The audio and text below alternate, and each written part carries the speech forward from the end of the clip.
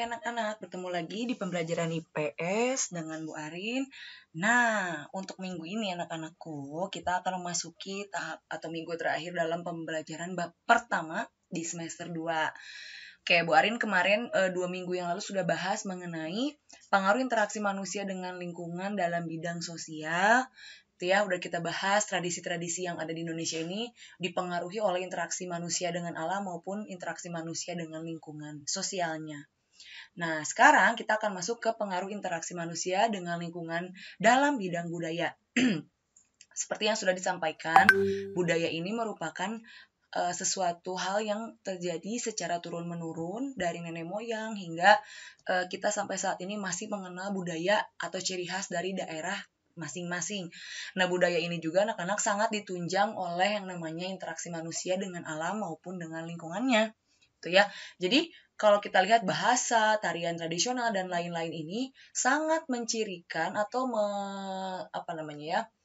menjelaskan gitu ya bagaimana lingkungan atau situasi dari daerah alam maupun bagaimana masyarakatnya saling berinteraksi. Ya, kita coba yang pertama ini dari bahasa daerah. Bahasa daerah itu kan merupakan bahasa yang dipakai oleh penduduk sekitar daerah tersebut sehari-hari. Contohnya nih di Jawa Barat pakai bahasa Sunda, di Jogja pakai bahasa Jawa gitu ya, kemudian di Aceh pakai bahasa Aceh seperti itu ya. Nah, itu membuktikan bahwa bahasa daerah ini merupakan salah satu ciri khas gitu ya, pengaruh interaksi manusia dengan dalam lingkungan sosial gitu ya, bagaimana orang yang awalnya tidak mengerti bahasa daerah ini jadi saling mengerti dan menggunakannya dalam bahasa sehari-hari gitu ya. Jadi perbedaan inilah anak-anak yang menurut Bu Arin itu sangat unik. Kenapa? Karena beda daerah, beda bahasa gitu. Jadi bagaimana sih interaksi manusia ini bisa mempengaruhi awal muasal bahasa Sunda itu dari mana kalau kita ingat-ingat ya. Kan kayak, wah kok bisa nih, berarti orang ini menciptakan bahasanya sendiri untuk berkomunikasi di lingkungannya.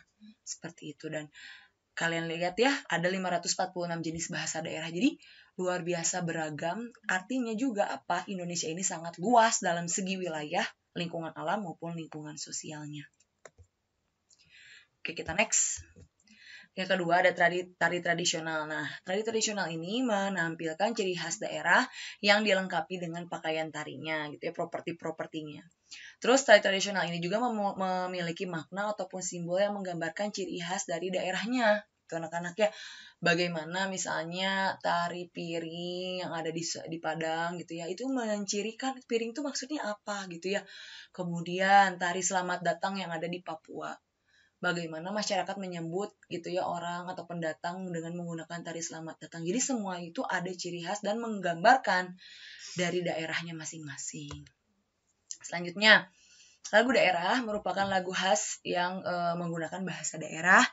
Dan biasanya ini si penciptanya ini anak-anak tidak diketahui, alias lagu daerah ini turun-temurun gitu ya. Contohnya kayak lagu Rasa Sayangnya ini penciptanya sih nonem ya gitu ya, tidak ada nama. Tapi dari dulu sampai sekarang lagunya seperti ini. Sudah dikenalnya seperti ini, notasinya seperti ini gitu, dan menggambarkan apa nih? Rasa sayang sayange, hei lihat dari jauh.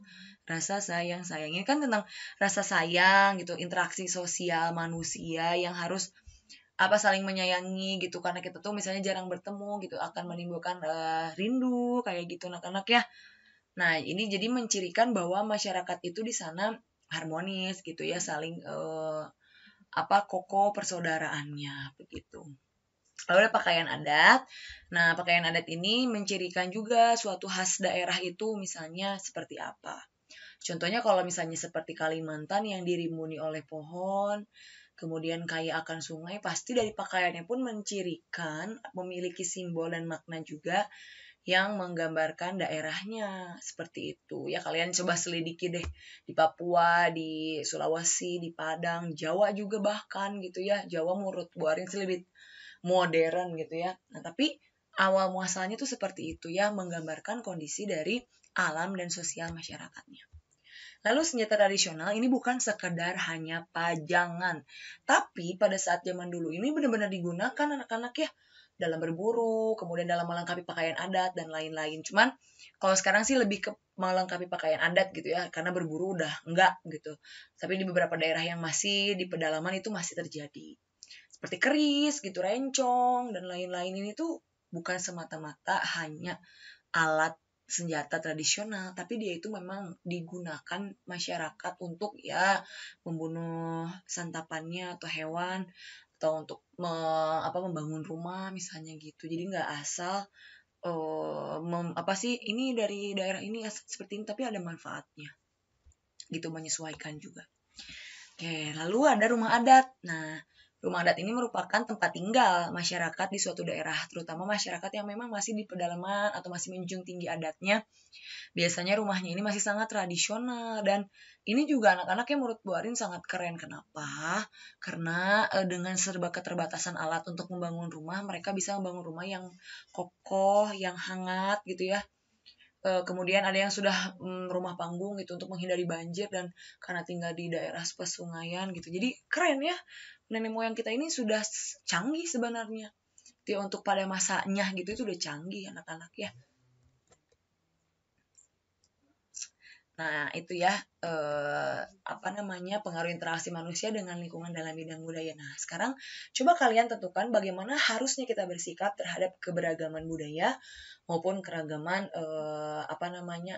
adat istiadat gitu ya. Nanti kita bahas di Zoom bagaimana seharusnya kita sebagai masyarakat Indonesia saling menghargai, saling mentoleransi perbedaan yang ada di Indonesia. Seperti itu. Oke, terima kasih rekan aku sudah mendengarkan pembelajaran hari ini. Assalamualaikum warahmatullahi wabarakatuh.